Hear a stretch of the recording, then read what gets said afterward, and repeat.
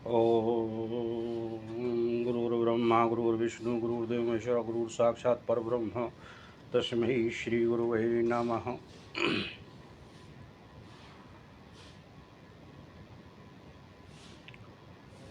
मेरे पास में बहुत से साधकों के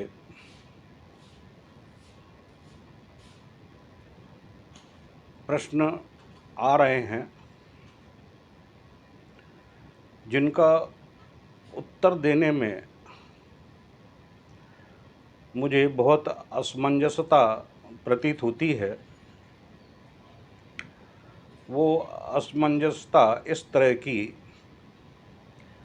कि साधक यदि अनपढ़ गंवार हो,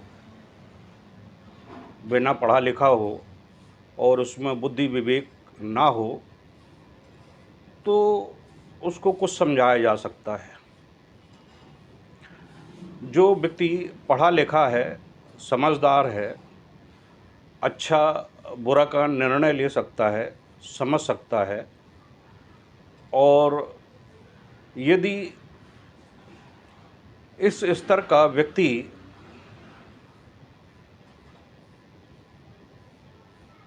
कुछ ऐसी प्रक्रियाएं देखता है जो आस्था, श्रद्धा, विश्वास, समर्पण के नाम पर अपने इन चर्म चक्षुओं को बंद कर लेता है और जो अंतर के चक्षु हैं उनको भी बंद कर लेता है और उसका बुद्धि विवेक शून्य हो जाता है, तो वह जो सामने प्रक्रिया देख रहा होता है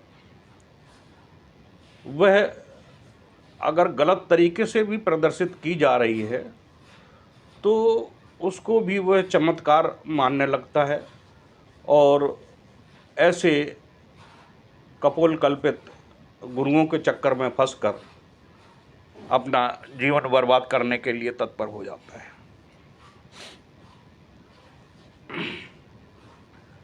क्योंकि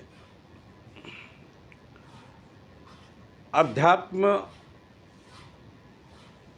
का जो आधार है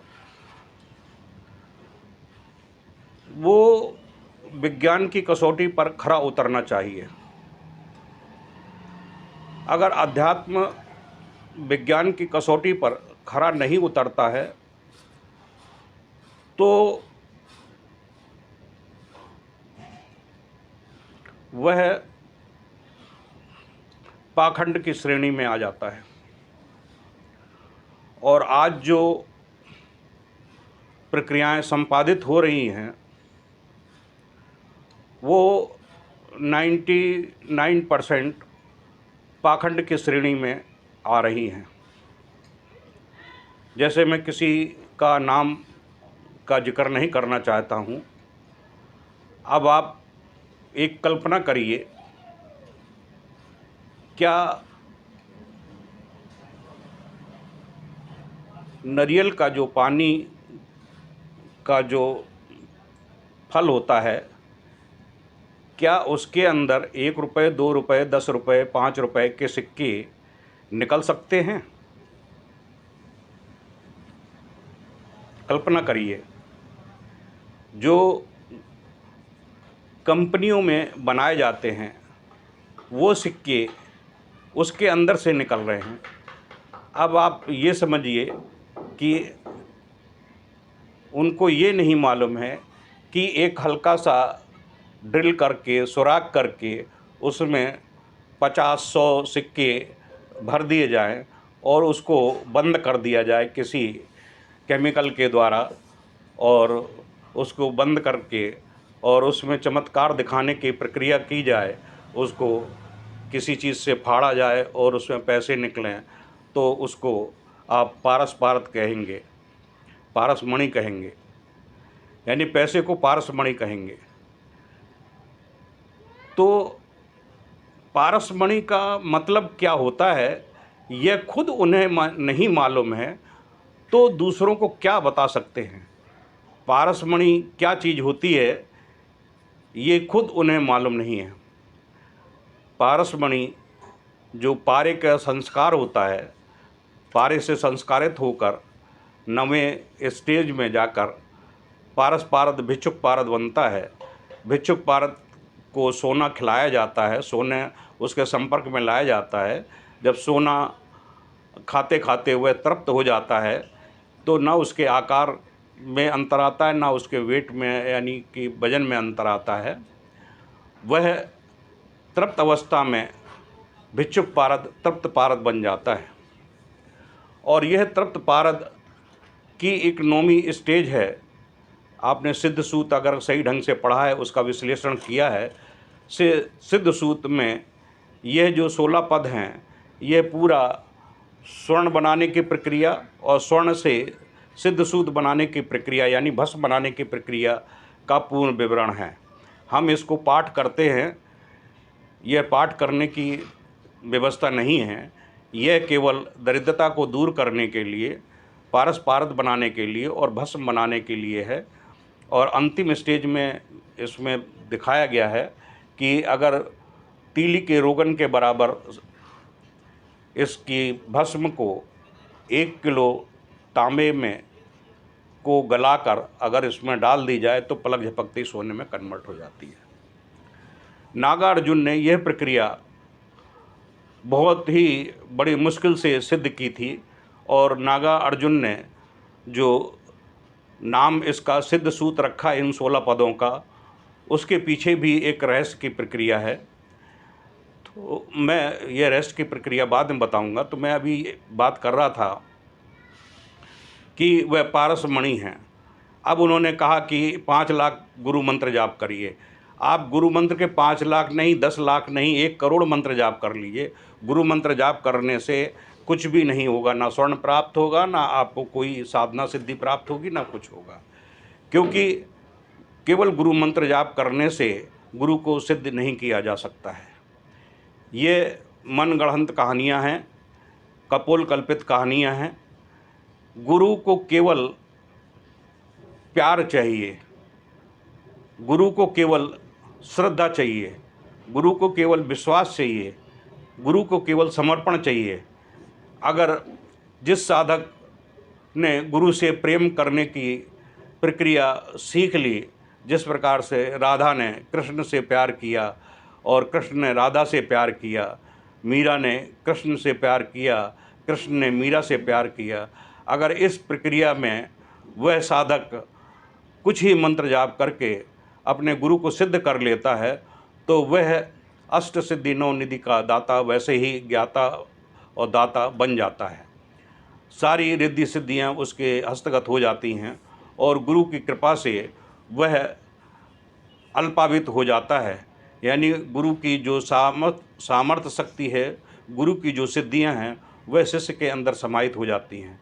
केवल मंत्र जाप करने से कुछ भी नहीं होता है। आप 1 करोड़ नहीं, 1 अरब मंत्र जाप कर लीजिए और फिर देख लीजिए कि क्या अंतर पड़ता है। गुरु मंत्र जाप करने से कुछ नहीं होता है। गुरु का मतलब ही होता है कि समर्पण की क्रिया।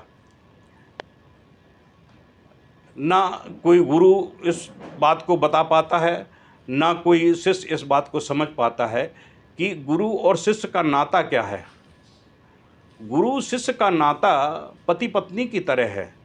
जिस प्रकार से एक अनजान पुरुष को एक अनजान स्त्री पति रूप में वर्ण करती है, उसके हाव भाव स्वभाव चिंतन विचार कल्पना या उसके क्रियाकलाप को वह पहचानती नहीं है, फिर भी पति रूप में जब उसे वर्ण करती है, वर्ण करके उसके घर चली आती है, तो वह धीरे धीरे अपने पति पर समर्पण होना शुरू कर देती है। उसके हाव भाव, उनके चिंतन, पति क्या खाते हैं, कैसे रहते हैं, क्या सोचते हैं, क्या विचार करते हैं, क्या करते हैं, वह अपनी क्रियाकलाप से पति को अपने प्रति आकर्षित करने, अपने प्रति मोह करने और उनके अनुरूप कार्य करने की व्यवस्था संपादित करती है। इससे पति प्रसन्न होता है और प्रसन्न होकर उसको अपने चित्त में, अपने मन में, अपने हृदय में उसको स्थान दे देता है। और वह जब पति पत्नी को अपने हृदय में स्थान दे देता है तो दोनों की प्यार की प्रक्रियाएं दोनों तरफ से अल्पावित होती हैं और वह सुखी संपन्नता के साथ में जीवन यापन करना शुरू कर देते हैं। वह 10 साल, 20 साल, 50 साल तक एकाकी रूप में वह जीवन यापन कर लेते हैं। यानी एक पत्नी से ही उनका जीवन परिपूर्ण हो जाता है। यह एक प्रेम की एक पराकाष्ठा है, एक श्रद्धा की एक पराकाष्ठा है, समर्पण की एक पराकाष्ठा है, जो शिष्य और गुरु के बीच में होनी चाहिए। जब शिष्य अपने आप को धीरे धीरे गुरु के हाव भाव, चिंतन, विचार, उनकी कल्पना, उनके कार्यकलापों को धीरे धीरे वह उद्रस्त करना शुरू कर देता है, तो गुरु के अंदर की जो ज्ञान की जो प्रक्रिया है वह सीधे सीधे शिष्य के शरीर में समाहित होना शुरू हो जाती है। वह शिष्य को चमत्कार नहीं दिखाता है, कलाकारी नहीं दिखाता है, कुछ नहीं करता है। वह केवल एक समर्पण की प्रक्रिया है। वह संकेतों पर आधारित होती है।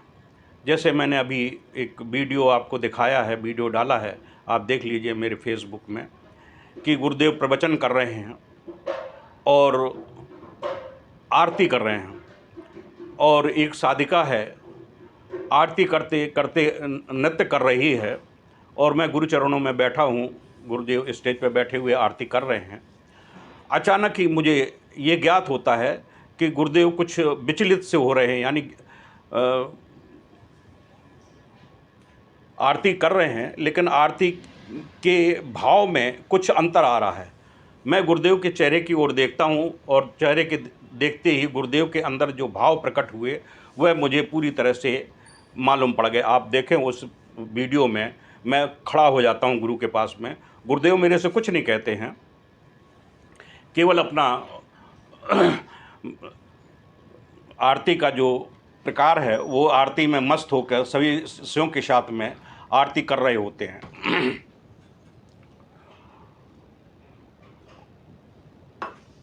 कुछ ही क्षण व्यतीत होता है कि उसके अंदर वह प्रक्रिया संपादित हो जाती है। किसके अंदर? साधिका के अंदर। और वह उसका शरीर असंतुलित हो जाता है और वह गिर पड़ती है। तो वो जो आरती होती है वो उसके साड़ी के ऊपर गिरती है और साड़ी में आग लग जाती है। अब मैं वहाँ खड़ा था तो मैंने गुरुदेव ने मेरे से कुछ नहीं कहा, केवल मैं खड़ा ही हुआ था और मुश्किल से आधा मिनट का अंतर पड़ा। आधे मिनट के अंतर में ये प्रक्रिया हो गई। गुरुदेव आरती कर रहे हैं और मैं खड़े हुआ था और मैंने तुरंत देखा और वो प्रक्रिया हुई और उसके साड़ी में आग लग गई। मैंने अपने हाथ से, आपने देखें उस वीडियो में, मैंने फटाक से उसकी पैरों के पास में, जहाँ पर आग लगी थी पैरों के पास में, उसकी साड़ी को अपने हाथ से मसल दिया और वो आग बुझ गई। यानी कि और गुरुदेव निरंतर अपनी आरती में निमग्न रहे, सारे साधक अपने निमग्न रहे। तो एक साधक की मैं एक अहम की बात नहीं कह रहा हूँ, मैं एक समर्पण की बात कर रहा हूँ कि मेरी अंतरंगता और गुरुदेव की अंतरंगता में कोई अंतर नहीं था। गुरुदेव क्या सोचते हैं, क्या विचार करते हैं, वह शिष्य को मालूम होना चाहिए कि गुरुदेव के अंदर ये भाव उठ रहे हैं। गुरुदेव ने सोचा और वही भाव मेरे अंदर प्रकट हुए कि यह घटना घटित होने वाली है, और वह घटना घटित हुई और गुरुदेव ने बिना कुछ कहे, बिना कुछ किए वह क्रिया संपादित करा दी। ठीक इसी प्रकार से चित्रकूट में भी प्रक्रिया हुई थी। मैं गुरुदेव के पास बैठा हुआ था, जब चित्रकूट में हवन कुंड में जब आग लगी तो मैं गुरुदेव के पास बैठा, ऐसे चरणों में बैठा हुआ था और यज्ञ कुंड में हो रहे थे। तो गुरुदेव प्रवचन दे रहे थे। प्रवचन देते देते ऐसा लगा कि गुरुदेव कुछ कह रहे हैं, और मैं गुरुदेव के चरणों में बैठा हुआ एकदम भागा बड़ी तेज़ी से यज्ञ कुंड की तरफ। और जैसे ही मैं यज्ञ कुंड के पास में गया और यज्ञ कुंड में विस्फोट हो गया। इस प्रकार से विस्फोट हुआ जैसे कि कोई ज्वालामुखी फूट गई हो। उसमें यज्ञ कुंड में बहुत सारे नारियल डले हुए थे, और नारियल में विस्फोट हुआ, आग लगी, और आग लगते ही जो छप्पर था ऊपर उसमें आग लग गई, पूरे पंडाल में आग लग गई और पूरे शिविर में आग का बवंडर मच गया। तो मैंने उसको पिलरों को पकड़कर और गिरा दिया, तो बहुत से साधक बच गए। तो कहने का मतलब ये हुआ कि ये गुरुदेव जो प्रक्रिया करते हैं, गुरुदेव के भाव में जो भाव प्रकट होते हैं वह शिष्य को अपने आप मालूम पड़ जाना चाहिए। इसलिए ये कपोल कल्पित जितने गुरु हैं जो बरगलाने का कार्य कर रहे हैं, लोगों की भावनाओं का गलत उपयोग कर रहे हैं, साधना और सिद्धियां उनको हस्तगत है नहीं, और वह एक चमत्कार की प्रक्रिया यानी पढ़े लिखे को मूर्ख बनाने की प्रक्रिया जो संपादित की जा रही है विगत 20 वर्षों से गुरुदेव के नाम को लेकर, जिस प्रकार से अन्य गुरुओं के द्वारा दोहन किया गया है, धन का दोहन किया गया है, वही प्रक्रिया अब कुछ अन्य गुरुओं ने भी प्रारंभ कर दिया है। तो मैं पढ़े लिखे समझदार बुद्धिजीवी वर्ग को यह समझाना चाहता हूँ कि आप अपने बुद्धि विवेक का उपयोग करिए, सदुपयोग करिए। आप देखिए कि सत्यता कहाँ है, आप विश्लेषण करिए। आजकल का वैज्ञानिक युग है, उस वैज्ञानिक युग में आप उस चीज़ को चरितार्थ करने की प्रक्रिया करिए। अगर वह प्रक्रिया संपादित होती है तब ठीक है, नहीं संपादित होती है तो आप कपोल कल्पित भावनाओं में बहकर वह मत जाइए कि आप 5 करोड़ मंत्र जाप कर लीजिए, 5 लाख मंत्र जाप कर लीजिए, ये पारस मणि है, पारस मणि आपको सब कुछ दे देगी। अब आप कल्पना करिए कि उसके अंदर ये 10 रुपए के नए सिक्के कहाँ से आ रहे हैं? क्या पेड़ में लग जाते हैं क्या?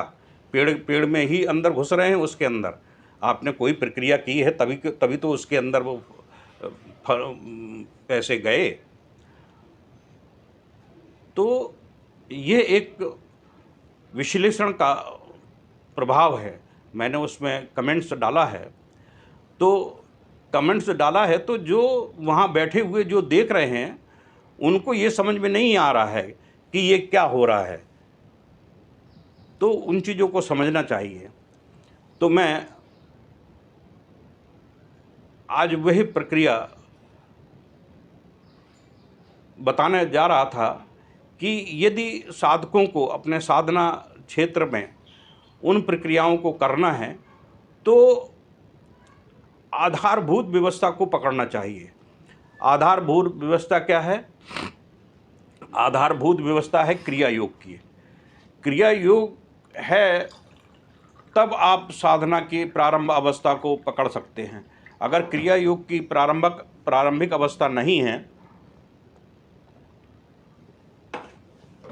तब आप कितना भी मंत्र जाप कर लीजिए, कोई भी साधना कर लीजिए, कुछ भी हासिल नहीं होगा।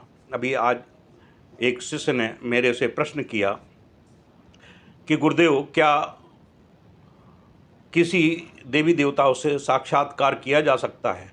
अप्सरा, यक्षिणी या किसी किन्नर वगैरह से साक्षात्कार किया जा सकता है, वार्तालाप किया जा सकता है?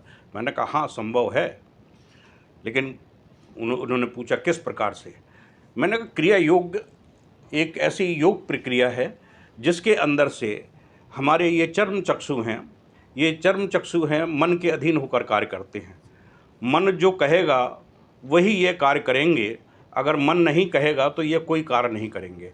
जैसे मिसाल के तौर पर मैं कुर्ता पहने बैठा हूँ, रोज़ाना बटन बंद करता हूँ, लेकिन मुझे ये मालूम नहीं कि कितने बटन हैं इसमें। क्यों? क्योंकि मन ने आँखों को आदेश नहीं दिया। जब मन ने आँखों को आदेश नहीं दिया तो उसने काउंट नहीं किया। ठीक इसी प्रकार से जैसे हम बैठे हुए हैं, आँख खुली हुई है, पार्क में बैठे हुए हैं और किसी ध्यान मग्न में विचारशील हैं और सामने से कोई व्यक्ति निकल जाता है और मेरी आँखें खुली हुई हैं और आकर कोई व्यक्ति पूछता है कि आपने यहाँ से कोई व्यक्ति निकल कर गया, आपने देखा उसको? तो वो मैं बोल दूँ कि नहीं देखा मैंने किसी को। तो कहने लगे आपकी आंखें खुली थी फिर भी आपने नहीं देखा। तो ये बात बिल्कुल सत्य है, क्योंकि हम विचार में विलीन थे और हमारी आंखें खुली थी, लेकिन मन ने आदेश नहीं दिया, इस वजह से हमने देखा नहीं। ठीक यही प्रक्रिया, क्योंकि ये चर्म चक्षु हैं। हमारा शरीर 2 भागों में विभाजित है, एक एक्सटर्नल बॉडी, एक इंटरनल बॉडी, बाह्य शरीर और अंतः शरीर। अंतः शरीर हमारा पूर्ण चैतन्य है, चैतन्य रहता है। इसके लिए मैंने 200 वीडियो बनाए हैं। उन 200 वीडियो में मैंने बहुत से ऐसे बातों को मैंने प्रसारित किया है, जैसे कि निष्प्रय विदेह का वीडियो है, संवेदनशीलता का है, क्रोध का है, अहंकार का है और क्रिया योग का है, ध्यान धारणा समाधि का है, कुंडली जागरण का है। कई ऐसे वीडियो मैंने बनाए हैं जिन पर थोड़ा थोड़ा ज्ञान दिया है, विस्तार से नहीं दिया है। लेकिन उसमें मैंने स्पष्ट कहा है कि ये शरीर हमारे बाह्य शरीर है, बाह्य शरीर से हमें कोई लेना देना नहीं है। हम इसे नहलाते हैं, धुलाते हैं, साबुन तेल काजल करते हैं, इसका श्रृंगार करते हैं, जैसे स्त्रियां श्रृंगार करती हैं, अपने आप को बाहर से खूबसूरत बना लेती हैं। लेकिन अगर वह अंदर से, जो उसका अंदर मन है, वह चंडालनी का अगर रूप है, तो उसके श्रृंगार का कोई महत्व नहीं रहता है। ठीक इस प्रकार से पुरुष है, पुरुष के अंदर अगर दया, ममता, स्नेह, करुणा और क्षमा का प्रभाव नहीं है, तो देवत्व की श्रेणी में नहीं है, तो वह साधक होते हुए भी साधक की श्रेणी में उसको नहीं गिना जाता है। क्यों? क्योंकि साधक का जो प्रथम प्रभाव है, प्रथम चरण है, वह यही है कि जब वह साधक की श्रेणी में आकर खड़ा हो जाता है, जैसे मेरी चयन प्रक्रिया है साधक की, उस चयन प्रक्रिया में खड़ा हो जाता है, तो उस साधक के अंदर दया, ममता, स्नेह, करुणा और क्षमा, ये देवित्व के पांचों गुण उनमें प्रभावी रूप में आना शुरू हो जाते हैं। और उसके जो पौरुषत्व के जो गुण हैं, काम, क्रोध, लोभ, मोह, अहंकार, इन पांचों का मैंने वीडियो बनाया है कि किस प्रकार से उसका हनन होता है। रावण का किस प्रकार से हनन हुआ, इतना प्रकांड विद्वान होने के बावजूद भी उसकी सारी रिद्धियाँ सिद्धियाँ और इतने ब्रह्मत्व का प्रकार होते हुए, तीनों लोक उसके हाथ में होते हुए भी वह केवल दो कामों से, दो बिंदुओं पर, इन पंच विकारों के दो बिंदुओं पर, काम और अहंकार, काम ने उसे विवल करके सीता के प्रति आकर्षित कर दिया और अहंकार ने उसे इतना चढ़ा दिया कि मैं त्रिलोक विजयी हूँ, मेरा कोई अहित नहीं कर पाएगा। यह दोनों ही कारण उसके और उसके परिवार के विध्वंस के कारण बने। इसी प्रकार से साधक जब अहम में आ जाता है कि मैं ये कर रहा हूँ और अपने पीछे भीड़ इकट्ठी देखता है, तो वह चमत्कार करने से और आंखों में धूल झोंकने के अलावा कुछ नहीं करता है। साधक में सरलता, गुरु में सरलता, सौम्यता होनी चाहिए, दिखावा नहीं होनी चाहिए। अब आपने अपने आप को दिखावे के लिए चांदी का मुकुट पहन लिया कि मैं भगवान का रूप हो गया हूँ, मैं गुरु हूँ, मैं भगवान हूँ, तो भगवान का मतलब ही एक अलग है। भगवान का मतलब ही एक अलग है, क्योंकि भगवान कण कण में व्याप्त होता है। भगवान पंच वर्गात्मक प्रक्रिया का प्रतीक है, इसलिए प्रत्येक प्राणी में भगवान का अंश होता है और भगवान ही होता है, क्योंकि उसके पंच विकार हैं। मेरे अगर लेख में आप देखें, मैंने इसको स्पष्ट किया है कि भगवान की प्रक्रिया क्या होती है, उसको मैंने स्पष्ट किया है। उसमें आप देख सकते हैं कि भगवान का मतलब होता है कि हमारे जो पंच तत्व हैं, उन पंच तत्वों से जो शरीर निर्मित होता है उसे भगवान कहते हैं।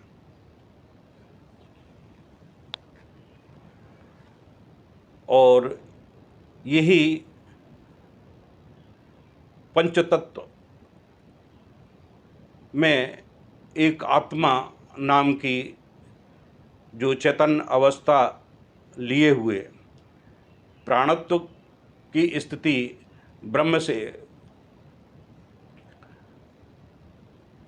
संचरित होती हुई उस शरीर को धारण करती है, जो पंचवर्गात्मक शरीर है उसको धारण करती है, और धारण करने पर सीमित समय तक उसमें जो उसको रोल दिया जाता है उस रोल को अदा करती है, कर्तव्यों का निर्वाह करती है, और निर्वाह करके उस शरीर को छोड़ देती है। तो पंच तत्व अपने आप में पंच तत्वों में विलीन हो जाते हैं, वह समाप्त हो जाते हैं और आत्मा स्वतंत्र हो जाती है। अब आत्मा के द्वारा जो किया हुआ कर्म है वह कर्म उसमें संचित रहता है, उसके अनुसार ही उसका अगला चरण संपादित होता है। तो यह एक प्रक्रिया है। अगर उसने अध्यात्म जगत में कुछ हासिल किया है तो वह आत्मा अपने उस गुरु का चयन करती है जहाँ से उसका अध्यात्म छूटा था, और उसमें जहाँ छूटा था वहीं से उसको प्रारंभ करती है, और उनको उन सिद्धियों से अवगत कराते हुए, उन सिद्धियों को करते हुए पूर्णत्व को प्रदान करने की प्रक्रिया करती है। वह क्रिया योग के माध्यम से दक्ष होता है। तो उस दक्षता में, क्रिया योग की दक्षता में उस शिष्य को दक्ष करता है, उसकी कुंडली सहस्त्रार जागरण करता है और उसे परिपूर्णता की स्थिति में ले जाता है। क्योंकि आपको मालूम होगा कि स्वामी योगानंद से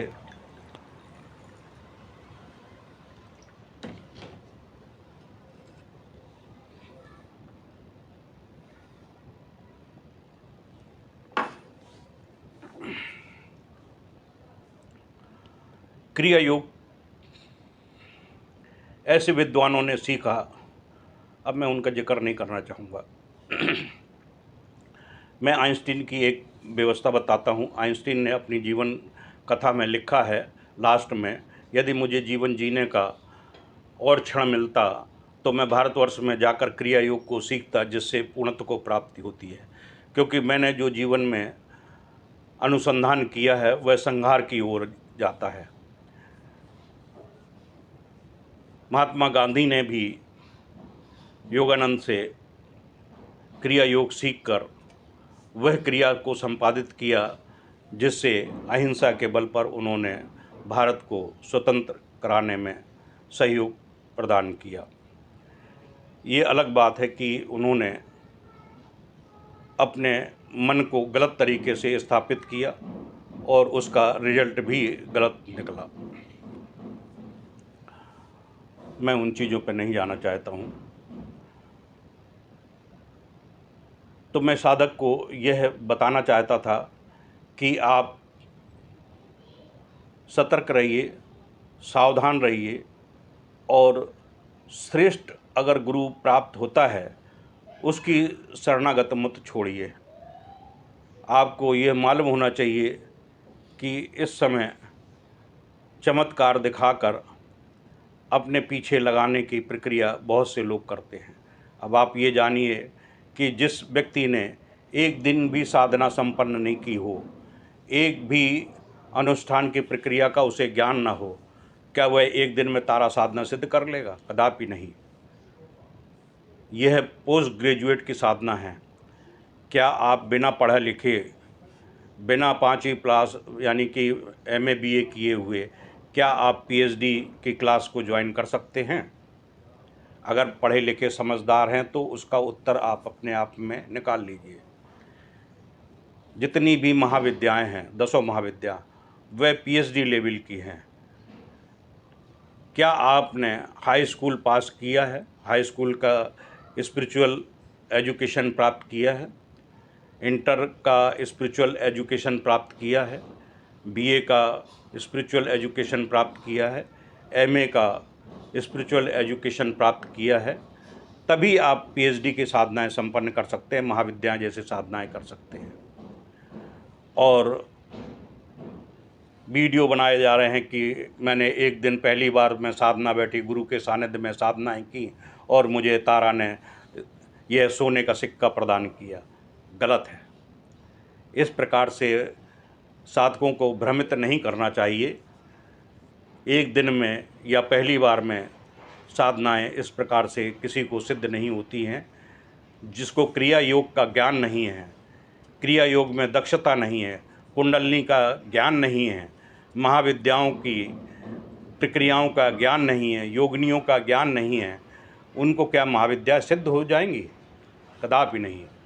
इसलिए ऐसे गुरुओं को मैं सचेत करना चाहता हूँ कि परम पूज्य गुरुदेव डॉक्टर नरेंद्र श्री माली का नाम लेकर इस गलत षड्यंत्र प्रक्रियाओं को बंद करें, सही सटीक प्रमाणिक प्रक्रियाओं में लाएं। यह जो धन की लालसा से आप मनगढ़ंत कहानियों को और आँखों में धूल झोंकने का कार्य कर रहे हैं, ये सब धन यहीं रह जाएगा। आप गलत कार्य करेंगे। आप अपनी आत्मा में झांक के देखिए, अपनी आत्मा से पूछिए, क्या मैं ये जो कार्य कर रहा हूँ सही कर रहा हूँ? आपकी आत्मा आपको ही दुत्कारेगी कि गुरुदेव का सही ज्ञान प्रदत्त करना चाहिए। चाहे जितना भी मेरे पास में है उतना ज्ञान सटीकता के साथ में देना चाहिए। नहीं है तो साधकों को धन के लालच में आकर गुमराह नहीं करना चाहिए। इसलिए मैं सभी बुद्धिजीवी जो बुद्धि विवेक युक्त साधक हैं, मैं उनको समझाना चाहता हूँ, सतर्क रहिए, सावधान रहिए, चैतन्य रहिए। ऐसे चमत्कारी या चमत्कार दिखाने वाले गुरुओं से आप बहुत ही सावधान रहें, सतर्क रहें और अपनी अंतर्दृष्टि खोल कर रखें कि क्या सही है क्या गलत है। उस पर आप अपने तर्क बुद्धि, विवेक बुद्धि और विज्ञान के माध्यम से उसको खरी कसौटी पर उतारने का प्रयास करें। अगर नहीं उतरता है तो ऐसे पाखंडियों से आप दूर रहें। मैं पाखंडी ही उनको कहूँगा, क्योंकि वर्तमान समय में पाखंड का इतना प्रकोप हो रहा है कि लोग बागों की जो बहुत ही मुलायम, बहुत ही संवेदनशील भावनाएं हैं, उनका दुरुपयोग किया जा रहा है। इसलिए आप अपनी संवेदनशील भावनाओं को नियंत्रण में रखें, इष्ट के प्रति आप समर्पित रहें, प्रभु के प्रति आप समर्पित रहें, प्रभु आपकी रक्षा करेंगे। ये जो कपोल कल्पित और षड्यंत्र दिखाने वाले गुरु हैं, इनसे सावधान रहें, सतर्क रहें। मैं किसी की न तो आलोचना कर रहा हूँ, न किसी के बारे में कुछ कहना चाहता हूँ। मैं तो केवल साधकों को सतर्क करने की, सावधान रहने की एक सचेतना देना चाहता हूँ कि अभी भी समय है। समय रहते अगर नहीं संभले तो जिस प्रकार से 20-22 सालों से आप लुटते चले आए हैं, तो वर्तमान समय में भी फिर से ऐसे कपोल कल्पित गुरु बनकर लोग ठगने का कार्य कर रहे हैं। उनसे बचने का प्रयास करें। इति श्री जय गुरुदेव।